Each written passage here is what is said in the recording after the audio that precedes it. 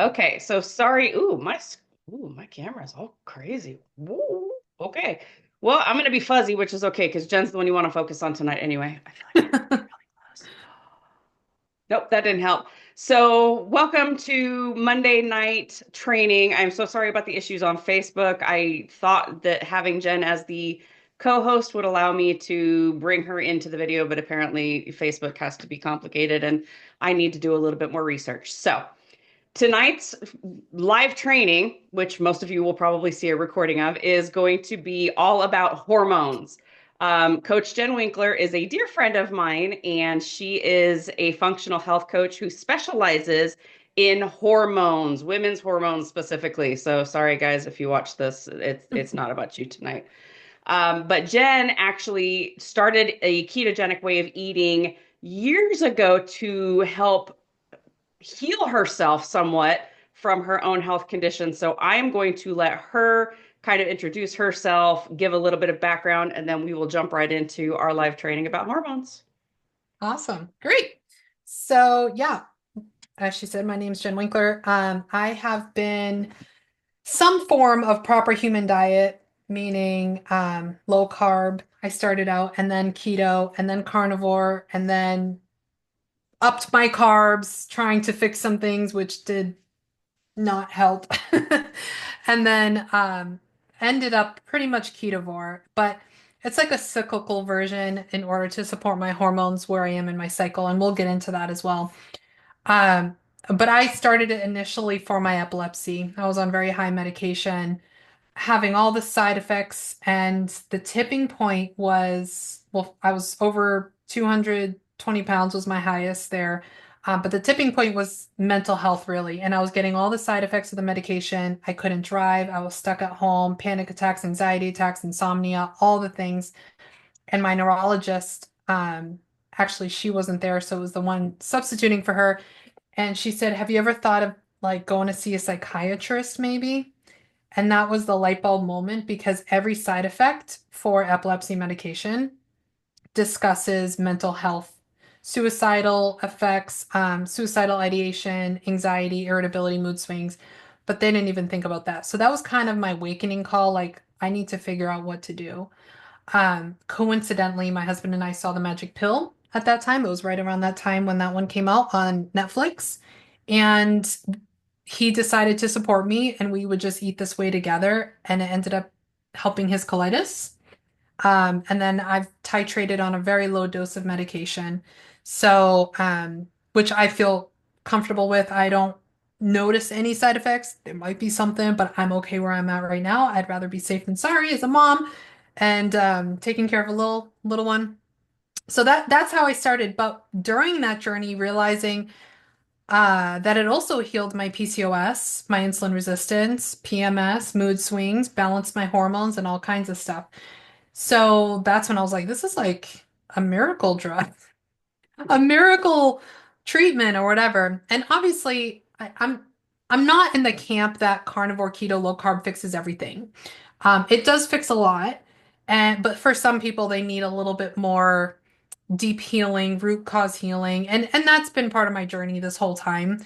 So, example A that I give a lot of people is being on strong medications, very strong medications since I was the age of 12, and I'm 41. What year are we in? I'm 41. Some after a certain age, you just don't count anymore. I'm in my 40s somewhere.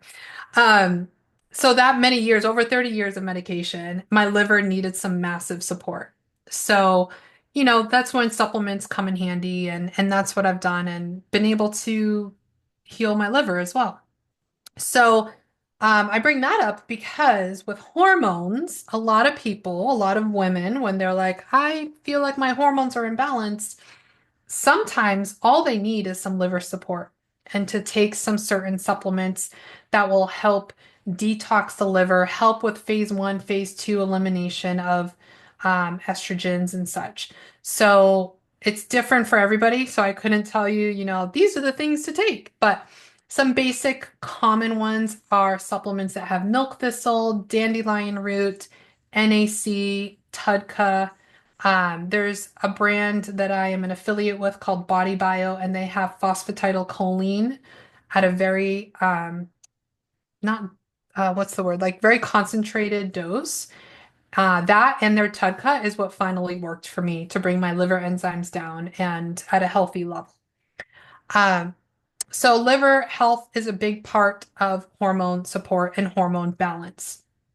I am going to, is there, let me ask you, Michelle, before I go on, were there any questions or any points that you want me to go through? Otherwise, I'm going to kind of just throw out a bunch of things Nope, you to can teach do about. what you need to do.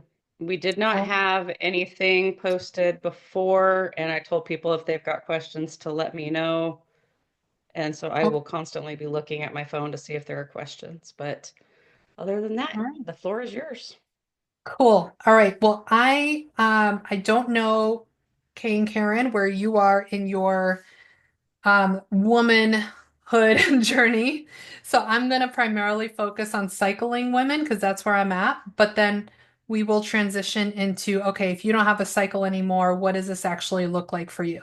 So don't completely tune out from this just because you don't have a period anymore or anything like, or maybe you've had a hysterectomy. This will still apply to you as far as the hormones and what they do and what their jobs and responsibilities are. So I'm going to share my screen. Let me see, which one do I want to do? I'm going to do this one first. All right, can you guys see the complete menstrual cycle? Yep. Awesome. So this is one thing I wish when I was younger. You know, you have health class in high school. They teach you all kinds of things, but my health class never explained to me what my body was doing. And one of the things that I'm very excited about that I'll be launching in March is to help women, and I'll have a teen course as well to learn how to track their cycles, to read what their body is telling them so they can understand what is actually going on with their hormones. Because, let me see, can you see my arrow floating around? Yep. Okay, perfect. Because when you go to your OBGYN and you give symptoms that indicate hormone imbalance, many of them will just take your blood and they don't care about where you are in your cycle. They might ask when your last period is, and they're going to base you on a 28-day cycle, which is only about 10% of women have a 28-day cycle consistently. So it is very important to know where you are in your cycle when you get your blood drawn. If you're on day 8 over here, like, and this is based on a 28-day cycle, but let's say you, for conversational sake, you average about 35 days of your full cycle. And when I use that term, I don't talk about just your period. I mean the complete cycle. So let's say you're on day 8, I'm sorry, of a 28-day cycle.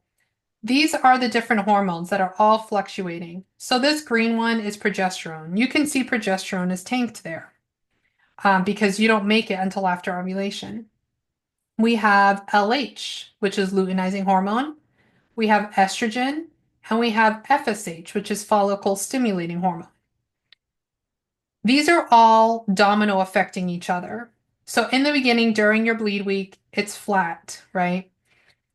Once estrogen, this blue one, begins to rise, so your pituitary in your brain is signaling to your ovaries for FSH to increase. I'm sorry, for estrogen to increase. Your ovaries spit out estrogen and say, all right, then your brain is receiving the signal that estrogen is rising. So it begins to stop that signal and instead signal FSH, follicle stimulating hormone. In your ovaries, you have tons of follicles if you are menstruating, if you are of menstrual age. And every cycle, one of these follicles becomes dominant. If you have a healthy cycle, I'll explain what happens if you don't. So the follicle grows, and that's what's happening here. Estrogen's rising, FSH is the white one. So you see this kind of little bump right here. That's the signal saying, hey, grow the follicle, because that's what happened here. Once FSH starts peaking, the brain then, or sorry, the ovary signals to the brain to release LH, which is luteinizing hormone. And it's a very quick peak. It rises and peaks and falls within about 48 hours. 36 to 48 hours. Once LH peaks, the follicle that has been growing now ruptures and the egg is released. So if you have your ovary here and here's the fallopian tube, they're not actually connected. Many women don't realize that. Your ovary is just suspended in your abdominal cavity. And the follicle, I mean, the fallopian tube is right here. And there's these little finger-like projections that kind of vacuum the egg. So the egg comes out of the ovary and the finger-like things pull the, I forget the name, fimbriae. They pull the egg into the fallopian tube and it goes down. So that's all. So a lot of hormonal changes in the first 2 weeks that's going on, particularly week 2. Now, how do we make progesterone and estrogen? What happens to the follicle? That follicle that ruptured and released the egg now becomes something called a corpus luteum. The corpus luteum is what is producing your progesterone and a little bit of estrogen. So you see there's another little estrogen bump here, but there's more progesterone. So, okay, Jen, what does this all mean? Well, when you get your hormones checked, I'm going to bounce back to what I was saying before. I always check my clients' hormones 7 days after peak day. Peak day is about ovulation. When you learn how to chart your cycle, you know when peak day is. I won't get into all the detail of that right now unless we have time later. But basically, it's the middle of your luteal phase. So what does that tell us? If we measure in this time of your phase, 7 days post-peak, we are able to see how your ovulation occurred.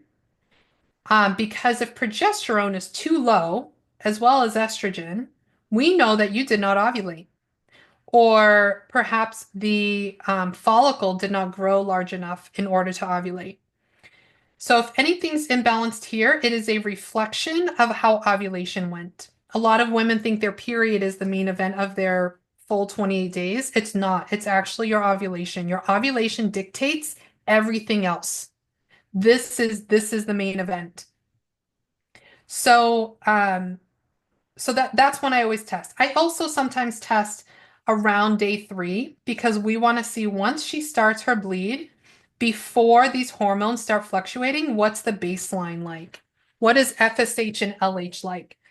That's actually the key indicator to tell if you are in perimenopause or menopause as well, is we look at the ratio of LH to FSH. Because if you're not releasing eggs, your pituitary recognizes that, and then it releases more of those hormones saying, come on, release the egg, release the egg. So as we see those numbers drastically increase, that's how we know you're entering closer to menopause. So if I haven't made it super complicated for you yet, just wait. Are there any questions while I switch my slides? I don't see any in there. Oops, that stopped. All right, let me get the other. I'm going to show another diagram.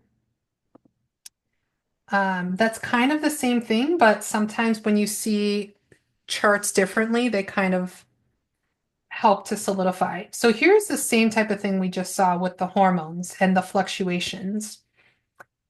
This is the follicular development. So when I said that FSH starts rising and the follicle starts growing, this is what's happening.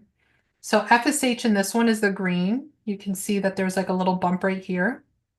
This is going according to the same thing as here. So you see it's small, kind of growing, it's growing, it's getting a lot bigger. Here's the bump along with LH. Here's the egg that gets released. This circle here is the follicle and it turns into the corpus luteum here, which is now producing this progesterone. All these charts you ever find will always base it on a 28-day cycle. So if you are somebody that's like a 35, 38-day cycle, usually the part that's longer is right here in the beginning, your follicular stage. That is where you might have some extra days. Most women, their luteal phase, a healthy luteal phase, which is the day after ovulation up until the end. For simple terms, some technical terms I'll do it another time. But it's basically this time when your progesterone is being made. And that a normal length would be about 10 days to 18 days. Normally, if a woman has an 18-day long luteal phase, that means she's pregnant, usually. Um, but there are some cases, such as something called luteinizing on, dang it, I forgot. Unruptured follicle, luteinized unruptured follicle. So that's when the follicle doesn't release the egg and it just turns into a corpus luteum like this. So you never actually ovulated. You only find that through ultrasound, actually. It's very difficult to detect. So anyways, okay. So all of this going on, follicular phase, ovulatory phase, luteal phase, all this stuff. Okay, Jen, tell me how this applies to me. Well, what do these hormones do? That's the key. Women think when I go through menopause, it doesn't matter anymore. I don't have these hormones. That is anything but true. When you are cycling, your ovaries and this beautiful corpus luteum here is producing your hormones for you at that time. Once you get closer to menopause, your adrenals take over to produce estrogen, progesterone, testosterone, cortisol. Your adrenals are BA, man. They've got a hefty job. So if you are like 99.9% of women in this world, especially mainly the US, and you are riddled with stress, and I don't mean just emotional stress, I mean if you're like me and you're a type A personality and you like being busy all the time, if you have somebody you're caring for, even yeah, so this is why Michelle and I are friends. We get each other.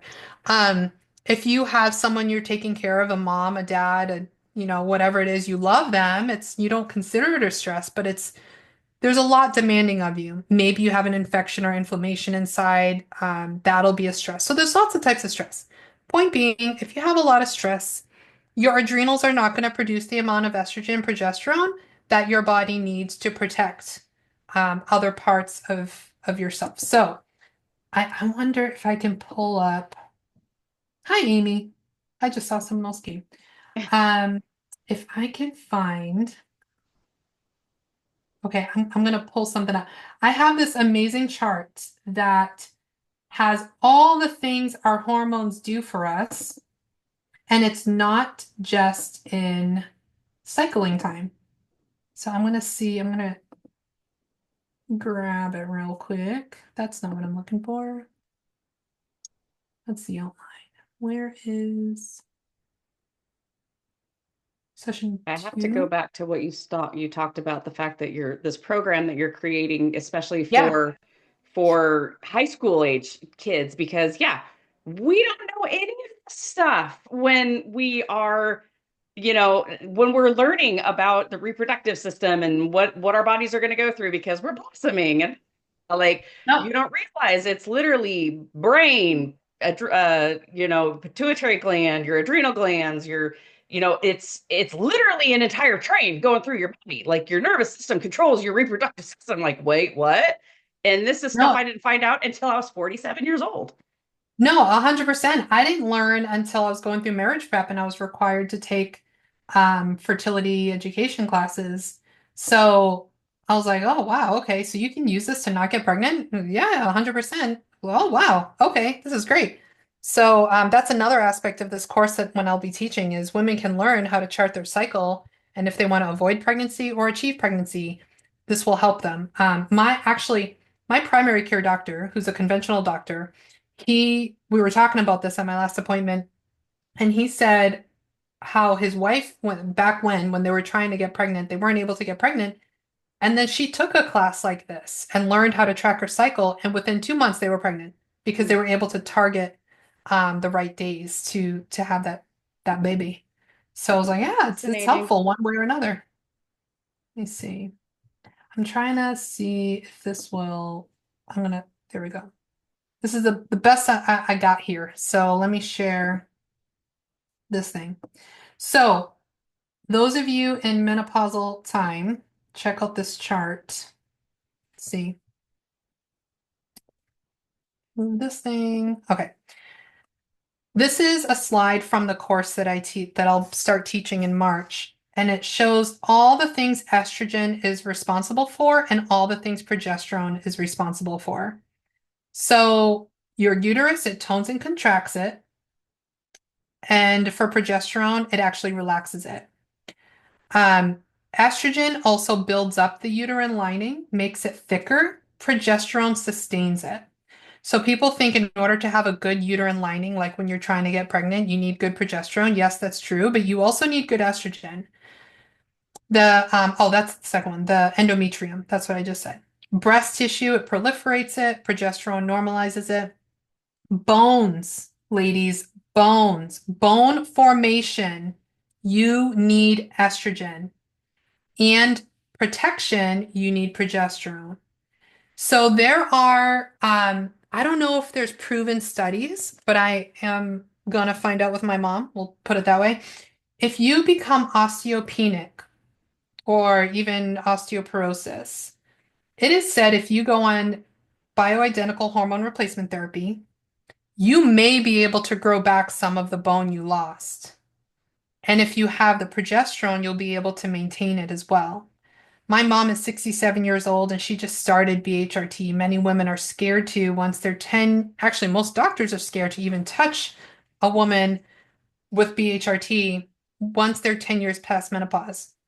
My mom was osteopenic. She has rheumatoid arthritis. She eats a proper human diet, very close to carnivore with a little bit of fruit once in a while. But her arthritis and her joint pain was horrific.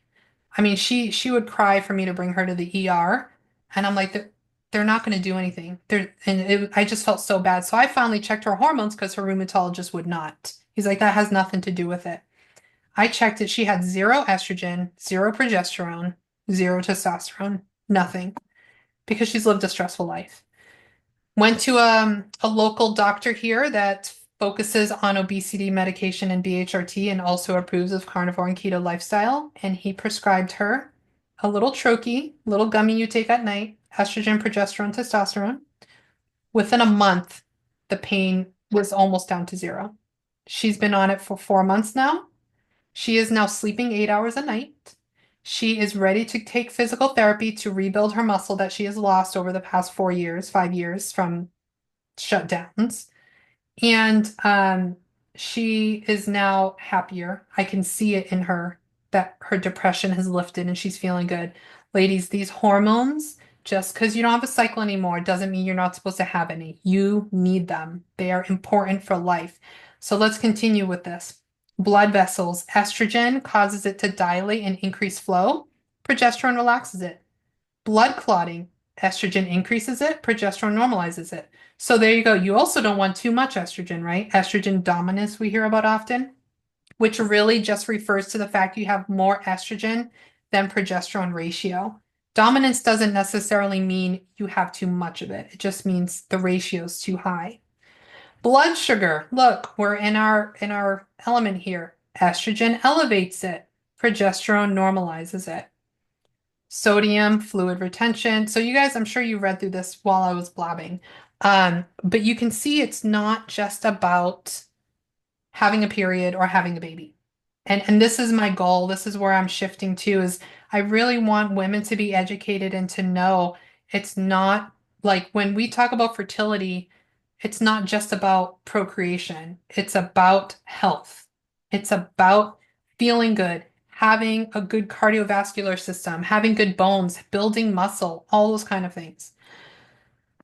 And you can tell I'm passionate about it, so that's why I kept going. Um, there's one more thing I want to share. And then if you guys have questions, make sure you're either writing them down or um, putting them in the chat or something.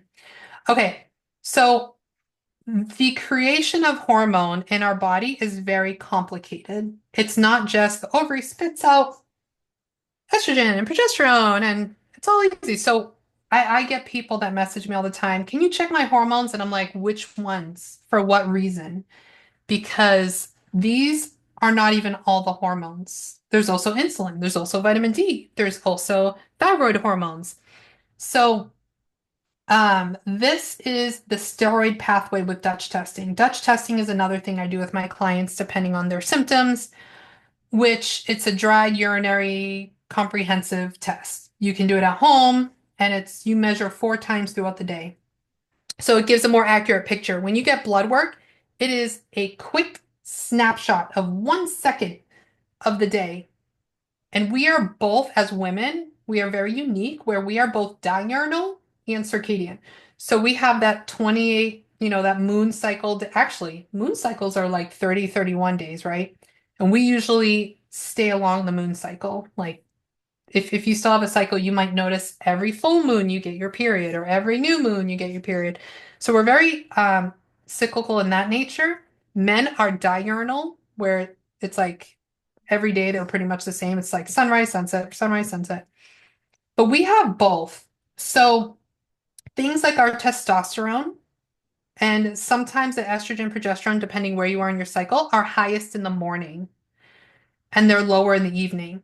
So again, if maybe you're like, oh, I don't need to be fasted for this blood work, I'm going to go in the evening. Well, you're not getting it at its peak and it might signal low, but you weren't really low. It was just the end of the day. What Dutch does is because it measures at 4 points of the day, it's able to get an average of what's happening through the whole time.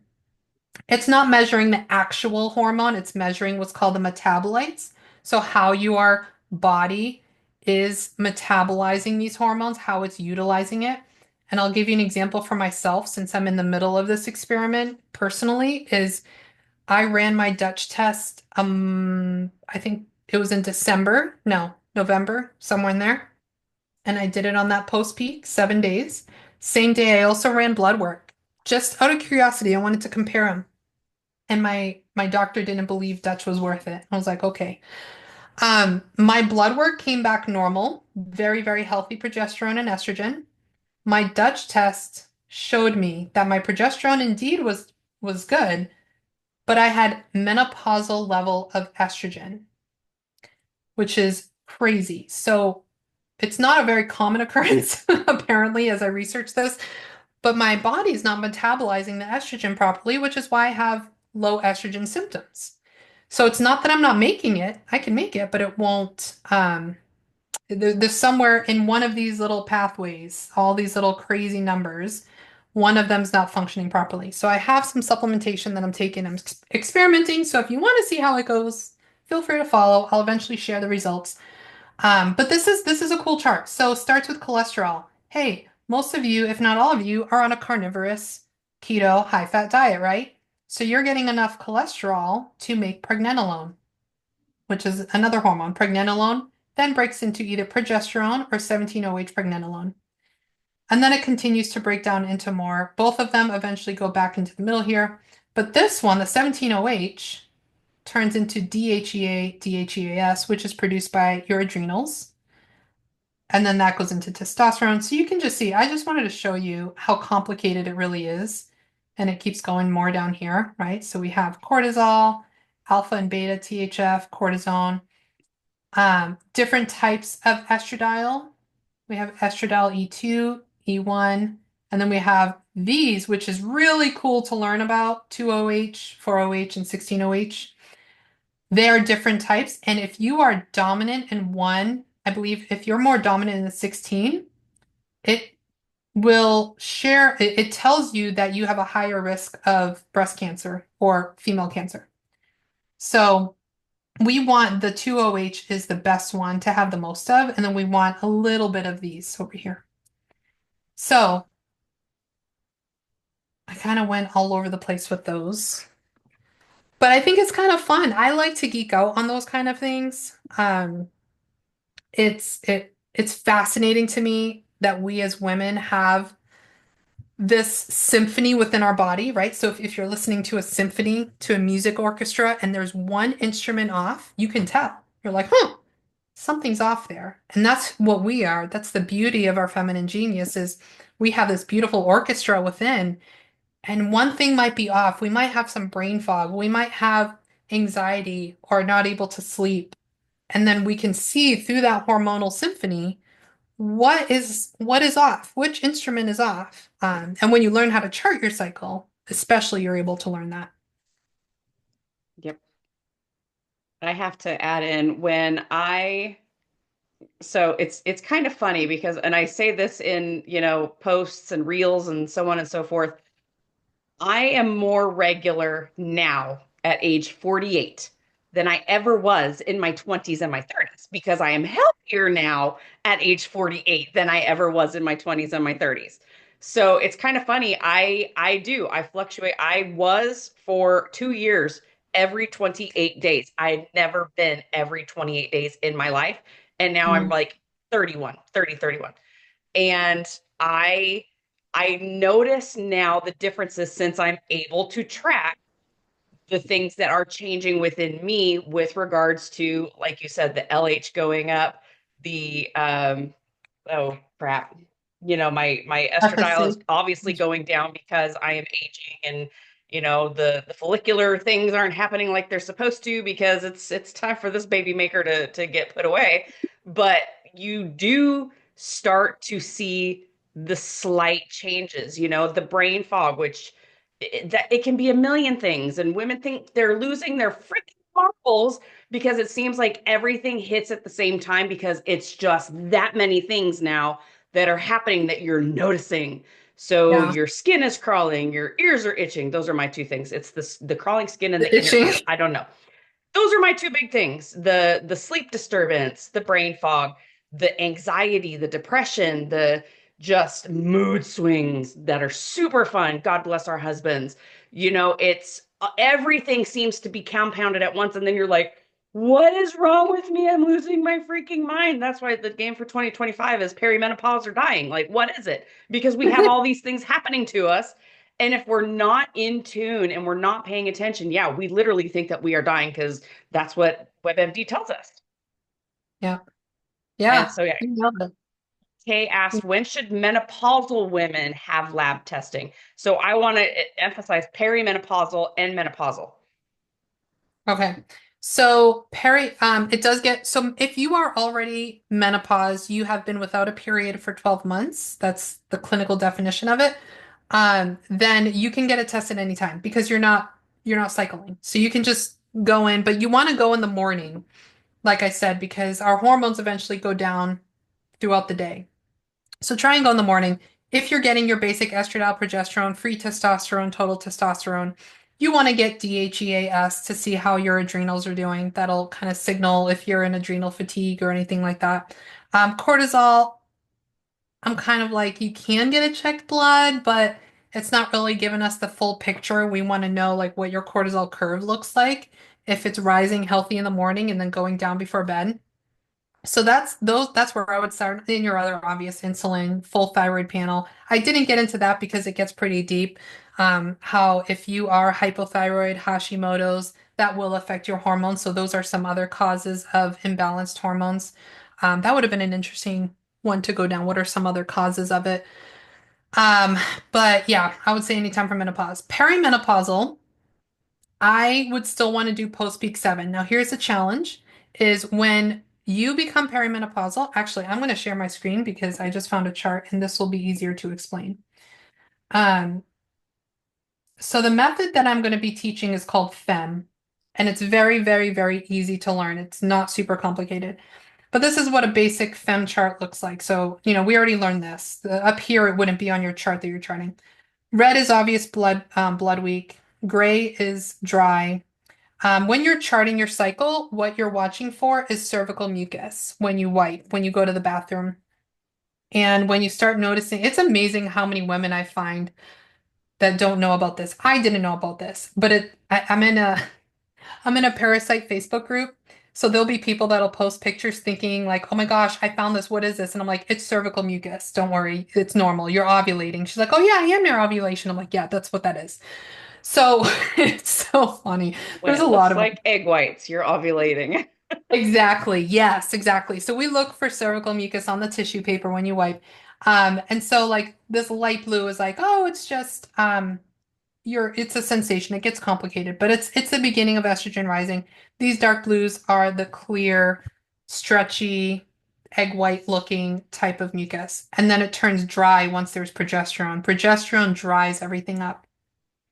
So when you get into perimenopause, this right here begins to be less.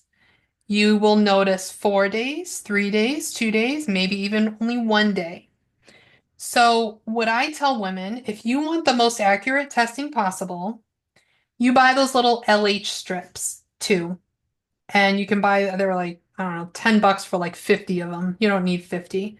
But around day 7 or day 8 of your cycle, if you have an average length of around 30, 35 day, you want to start testing once a day the LH strips. And once you start noticing it, they look like a pregnancy test. So once the test line starts getting darker, you know ovulation is approaching. Not all women, perimenopausal women, will get an LH peak.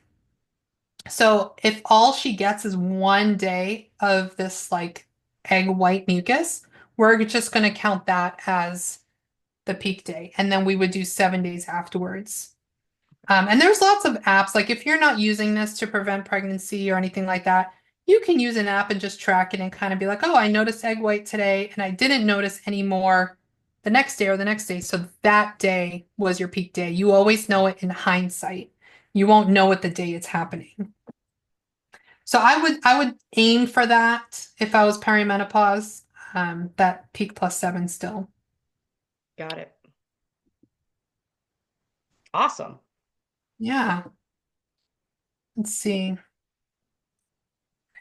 What I mean, feel free, you guys, if you, ladies, if you have any other questions. I'm gonna dive into other possible causes too. I mean, I think most people know the junk food we eat, the crap food, the insulin resistance, all of that plays a significant role in hormone imbalance. And when I work with my clients, that's the primary thing I do, obviously, first is let's get your nutrition dialed in. Not everybody I put on keto or carnivore, very few actually, honestly, because I want it to be something sustainable for them. And if they tell me I'm not going to be able to do this, and I'm like, that's fine. Let's just do a lower carb and get rid of your sugars and grains and stuff. Okay, I can do that. And then before you know it, when we're prioritizing protein, I'm seeing them have like less than 20 grams of carbs. I said, you know, you're doing keto, right? Is this what it is? Yes. So I love this like gradual ease in with them. But some of them really do love their sourdough bread and it doesn't do any harm for them. And I'm like, all right, if it works for you. But we dial in the nutrition. We may use some supplementation depending on what we find with their blood labs and charting. Um, and then building muscle, making sure that's, oh, look at that. It had a little thumbs up down there. Did you see that? That was weird. Okay, sorry. That was strange. I don't know what that Sometimes the meant. phones do crazy things on Zoom. I know. There was one I saw that Or was you'll like get a like little an bubble one. explosion. Yeah. Can I do that? Okay. We're gonna make this fun. So yeah, that's the most common. I have had clients with PCOS, which is polycystic ovarian syndrome. Basically defining that when I discussed about the follicle and how the follicle grows and eventually erupts to let the egg out for ovulation. With PCOS, many follicles grow big, hence polycystic. It's like many cysts. So many of them grow and some of them stay in a cyst type of formation, which is causing the pain during ovulation and during their period because it never ruptured to become a corpus luteum. So polycystic ovarian syndrome commonly is caused by insulin resistance, but I have had clients who had it due to parasites and H. pylori and gut imbalance. She wasn't overweight. She was actually fairly thin. And I was like, you need to gain a little bit of weight. She ate healthy, prioritized her protein. I was like, why isn't it getting better? We did a gut test, a stool test, and sure enough, she was my first client that I ever saw parasites on that gut test. And I was like, this is crazy. And then when I started researching, she was also incredibly low on B vitamins, but her homocysteine was normal, which means she didn't really have the MTHFR thing. We tried supplementing, her B vitamins were still low. Guess why? These parasites she had love B vitamins and they gobble it up. And so even though she was having tons of red meat and all that, it's so eliminated the B vitamin, I mean the parasites, we still haven't retested yet, but her symptoms are improving. So there's a whole host of things. There can be something pathogenic like that. There can be thyroid imbalance, like I mentioned earlier, hypothyroidism. Low vitamin D is a huge one. And then circadian rhythm. If you're not getting outside, your body's not going to know what season it is and what to do with your hormones. You need light for your hormones. Your body feels it. And it goes through your eyes, signaling to your brain. Like it's so much deeper than people realize. Um, so yeah, those are probably the most common reasons I have seen. And also under eating. That is a big one. Not eating enough, having low caloric intake, low fat, low protein. And also some of them, one client I had, unfortunately never changed. She was just too addicted to her workouts. That was what she identified as. And she was doing hard cardio 5 days a week, lifting a few days a week, but her workouts were typically like 3 to 4 hours of the day. And she just wouldn't eat more, couldn't eat more. So her cycle stayed irregular, her time with me. And I had to be honest, like, honey, they're not going to change unless you change. So she tried lowering her exercise, but that lasted about 2 weeks and then she went right back. So that's another one too, is some people that just can't let go of the cardio and work on muscle building. You don't have to completely let it go, but the addiction to it, that era we had when we were younger, thinking doing all these Billy Blanks, Tae Bo, um, what was the other one? Turbo Jam, like all of those just it's not as great for us as we realized Mhm. or as we thought. But the experts told us that that's what we were supposed to do. Hmm. Oh, how things have changed. And now we I don't realize how important muscle is. We've not just for fat loss, but keeping muscle as we age because we lose it so quickly. I mean, starting know. at age 30, ladies, we start to lose our muscle mass. Like we literally start to fall apart when we hit 30 because we are peaked at 30 and then it's downhill from there. Unless we are actively keeping ourselves healthy, keeping ourselves strong. Bone. She talked about bone, the progesterone that we need for the bone. You need to lift the heavy things. You need to be jumping. You need to be putting pressure on those bones to keep them strong. You can absolutely reverse sarcopenia. You can reverse osteoporosis, osteopenia. I mean, Bronson Dant, his mom, Claire, is a perfect example. She had osteopenia and she regrew her bone the first year she did CrossFit. She regrew it at 1%. And that's doing Wow. CrossFit. And so it is Incredible. absolutely possible. And she was in her 60s when she started working out. So it is never too late, even if the hormones are going against us. Yeah. Just got to find that solution for Absolutely. sure. So, do we have any other questions, ladies? Because Kay messaged me directly. I'm trying to figure out what I'm doing here. I don't remember. Mhm. This is so much fun. Video. Oh, that's me. That's not even. One of the Ladies. cool things with the teen one also, so the regular fem that I'll be teaching will include family planning aspects, so like how to avoid pregnancy if that's your goal. But the fem one avoids that. I mean, the fem teen one avoids that. So it's literally just teaching girls what to observe, what's normal. When I remember seeing like cervical mucus when I was younger and I thought I had an infection. Like it was just, I didn't know what it was. So to help, I think it's one of the most empowering things someone can do for a teenager. So maybe if you, I don't know your ages, ladies, so please don't take offense if you have a daughter or a granddaughter or a niece or anything. Um, that is something that you could suggest to them to be empowered, and especially so many parents just jump to the pill and say like, I don't know if you're going to be sexually active, so here, go on birth control or take an IUD because it's non-hormonal, the copper IUD. Don't even with that one. That just because there's no hormones in the IUD does not mean it's not dangerous. I know a woman who I met through my hormone coaching. Like it was briefly, we weren't like best friends or anything. It was just a brief engagement. But this a year and a half ago, shortly after that, she passed away from copper toxicity because she had the IUD in. And she had every symptom, classic textbook, no doctor picked up on it. So I mean, it's copper. Your body's, that's like a sensitive area there that's going to absorb everything and it's going to throw things off. And then there's all the other chances of IUD, like moving around and stuff. So every type of contraceptive mentality or contraception has its risks. Um, so yeah, if you have a young girl, teenage, and then I mean, if I knew, I would feel so empowered. Like, wow, I understand the science of my body, of what's going on.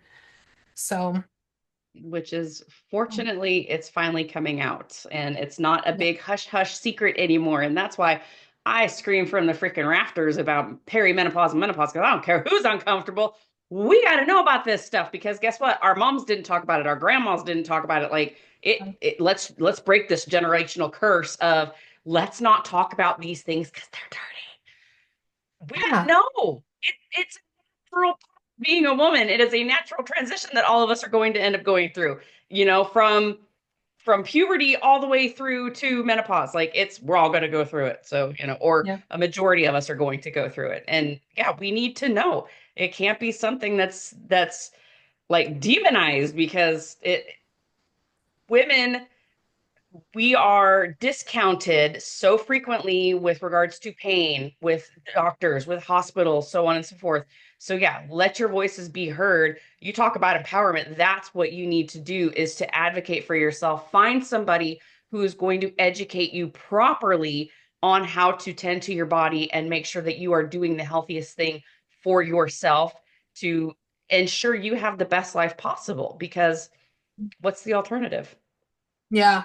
No, 100%. I love it. And Jen is Um, absolutely that person. So, yes. All right, Thanks. Jen, tell the ladies how they can find you. Yes, I am on Instagram, Coach Jen Winkler, Jen with one N. And I have my website, jenwinkler.me. And I think that's all. I'm a YouTube, Coach Jen Winkler as well. And one other thing I was thinking of, I know some women, I don't know if somebody's watching the replay and someone's like, well, I feel like I'm low in these hormones. What do I do? How do I find a doctor to trust? Because you cannot go to just any OBGYN to give you hormone replacement therapy. Please, please, please do not ever do that. I have a friend who was messed up was doing that and we're trying to help her out. But what you do is you find a compounding pharmacy near you. You call up that compounding pharmacy and you say, "Hey, I'm trying to get on some bioidentical hormone replacement therapy. I believe I may need some. Who do you recommend that knows what they're doing?" And I guarantee they're going to send you to a good person because the good ones always work with compounding pharmacies. Mhm. So that's what I would say because we don't know where they all are around the country. Do that. And then there are some online ones too, MIDI Health, MIDI. There's that one takes insurance. Joy Wellness, I think is another one. Mhm. So there's some online ones, but obviously if you can see them in person and they're not partial to hormone replacement therapy, they just know how to do it, then that would be the ideal. Awesome. And then also, look, we're all back. So Kay and Amy heard me talk about this on Friday. Jen is the other person who's helping me host this Arizona Low Carb Collective in March. So she and we met a couple of years ago at a random meetup, and then she ended up on the low carb cruise last year, and we just bonded on the cruise. Like I mean, we talked a lot beforehand, like we would chat on Instagram and things like that, but we have so much in common that we were destined to become friends and go figure it happened on a cruise. And we decided, you know what, we need something in Arizona. We need an event here. And so we were like, hey, you want to do this? Yeah, you want to do this? Okay, cool. Let's send out emails. And then, holy shit, we're doing an event. Like it happened in a 2 week So period. We crazy. had speakers, we had a venue, we had catering, and I'm just like, oh, okay, here we go. So March 22nd, Phoenix, Arizona will be the Arizona Low Carb Collab. We Woo. have Adam Nally and Brian Lenskys, who are both MDs, and they are both local to Arizona. Dr. Nally is in Surprise. Dr. Lenskys is up in Prescott. We have Bronson, Dan, and Natalie Grosso, who are flying out here from Virginia to present as a couple because they are like the ideal keto carnivore athletic couple. I mean, they do it all and they're amazing at their speaking engagements, and they're very inspirational as well. And then we have Temple Stewart, who is in the same city I am in, and she is a nutritionist, and then she's going for all sorts of different stuff now, right, with her Yeah, education. I believe she's a registered dietitian as well, and she's going for her naturopathic doctor degree currently. Yeah, so those will be our presenters, and it's going to be a full day on a Saturday. And then Sunday, we have an optional hike if people want to join in. I think we're probably going to end up doing a couple of different trails, one a little bit more challenging, the other one not so much. And we want the people in Arizona to realize that there is a low carb community here. There are people that you can lean on. They're all over the place. And most of these people from Arizona I have met at other functions. So that's why I'm like, time to bring it here to Arizona so that everybody can realize that, oh, look, I have neighbors that eat low carb, that do workouts, that strength train, that aren't afraid of these things. So the more How you know, cool would right? it How cool would it be too? You just made me think like anytime I go to the gym, I wish I had a partner with me, like a friend that, can spot me on my bench press or stuff like or you get nervous when you're going to the gym and you're like, "Oh, I don't know what people think." But you got that partner with you. Maybe at this conference, you'll find one of those people that, "Oh my gosh, you live like 10 minutes away from me. Let's go to the gym together." Or Absolutely. whatever it is. Like then you find those people you jive with. So, And surprisingly, we have a number of out-of-staters who are coming to Arizona for this conference. yeah. So that blew me away. We've got people from Florida, we have people from Washington State, we have people in Virginia, and I want to say South Carolina that are for sure coming. And so I was just like, holy cow, okay, I guess we're It's going awesome. nationwide, baby. Well, it's the best time of year too, I feel like. March is a Absolutely. beautiful This is time in Arizona. prime hiking Yeah, weather in Arizona. So, yeah, we did it totally. at the right time. But if you want information on that, I'll post the link to our Eventbrite, but it's on lowcarbevents.com. And again, it's the Arizona Low Carb Collaborative, and it'll be on March 22nd. So, Yes. all right. Well, thank you so much, Jen, for being our guest speaker tonight. This is my third live training that I screwed up, but it's okay. It'll get posted later. But I was It's like, you all know good. what? We got to do some hormone talk. Kay said thank you both. It was Awesome. great. Amy said thank you. So yeah, we'll see you later on. I will post this in the Facebook group. I think I'm actually going to make Jen an expert in my group just because she's like the hormone guru. So if you've got questions for Jen, she might have to come onto my group to read them. But Feel thank free. you I everybody will. for joining. And if you're watching the recast, please comment that you're watching it. And if you need information, just reach out to us. Okay?